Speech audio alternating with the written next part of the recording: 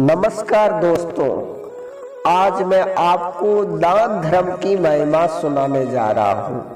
मेरे चैनल को ज़्यादा से ज़्यादा शेयर करें और सब्सक्राइब करें। साथ में बेल आइकन का बटन जरूर दबा दें ताकि आपको धार्मिक रिलेटेड वीडियो मिलता रहे। धन्यवाद।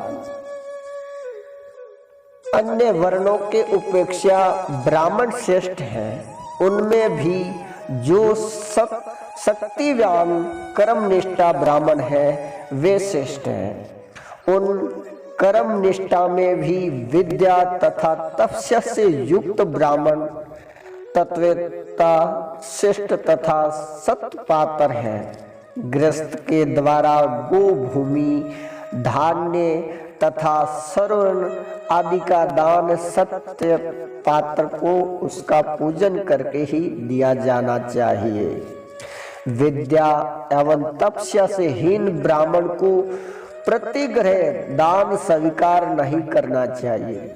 इस प्रकार दान लेने पर वह प्रदाता और स्वयं को अधोगामी बना देता है।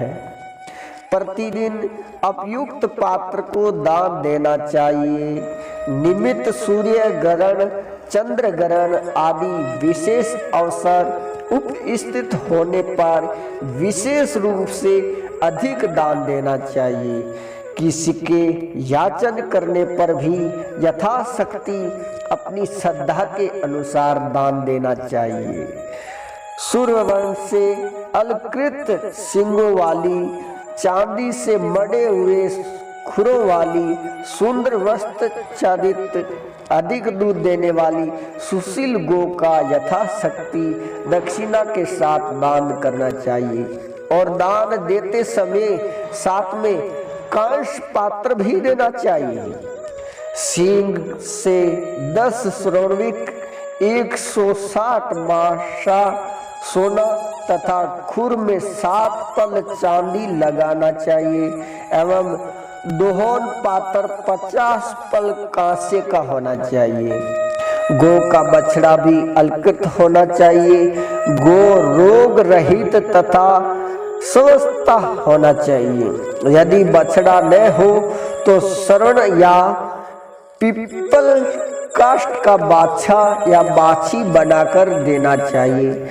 ऐसा करने से प्रदाता बछड़े के शरीर में स्थित रोम संख्या के अनुसार उतने ही वर्ष पर्यंत सरव का उपभोग करता है। यदि गो कपिला भूरे रंग की होती है तो वह दाता के साथ कुलों का उद्धार कर देती है। जब तक प्रसव कर रही गोत्री योनि में बछड़े का दोनों पैरों सहित मुख दिखाई देता है, जब तक वह गर्भ का प्रसव नहीं कर देती तब तक गो की पृथ्वी के समान ही मानना चाहिए। सामर्थ्य के अभाव से स्वर्णमय सींग आदि से युक्त गो का दान यदि न किया जा सके तो भी रोग रहित इष्ट पुष्ट दूध देने वाली धेनु अथवा दूध न देने वाली ग्रामीण गो का जो दान करता है वह स्वर्ग लोक में महिमा मंडित होकर निवास करता है। थके हुए प्राणी के आसन आदि के दान के द्वारा थकान दूर करना, रोगों की सेवा करना, देव पूजन करना, ब्राह्मण का पाद प्रक्षालन करना तथा ब्राह्मण द्वारा अचिष्ट किए गए स्थान पात्र का मार्जन करते विदित दिए गए गोदान के समान फलदायक होता है। ब्राह्मण के लिए जो अभिष्ट हो उससे वह वस्तु प्रदान कर प्रदाता को स्वर्ग लाभ लेना चाहिए।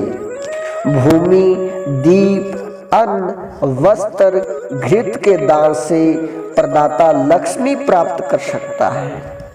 घर, धान्य, छाता, माला, उपयोगी वृक्ष, यान, सवारी, घृत, जल, संस्या, कुमकुम, चंदन आदि प्रदान करने से स्वर्ग लोक में प्रतिष्ठा प्राप्त होती है।